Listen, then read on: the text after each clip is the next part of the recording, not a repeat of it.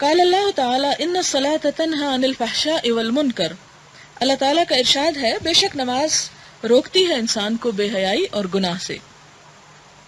عن ابی ہریرہ رضی اللہ عنہ قال سمعت رسول اللہ صلی اللہ علیہ وسلم یقول ارأیتم لو ان نہرا بباب احدکم یغتسل منہ کل یوم 5 مرات هل يبقى من درنه شيء؟ قال لا يبقى من درنه شيء قال فذلك مثل الصلوات الخمس يمحو الله بهن الخطايا متفق علیہ۔ حضرت ابو ہریرہ سے مروی ہے، فرمایا میں نے حضور صلی اللہ علیہ وسلم کو یہ فرماتے سنا، تمہارا کیا خیال ہے کہ تم میں سے کسی شخص کے دروازے کے پاس سے ایک نہر بہتی ہو اور وہ شخص روزانہ 5 مرتبہ اس نہر میں غسل کرے تو کیا اس کے جسم پر کچھ میل باقی رہ جائے گا؟ صحابہ نے عرض کیا اس پر تو میل نہیں رہے گا۔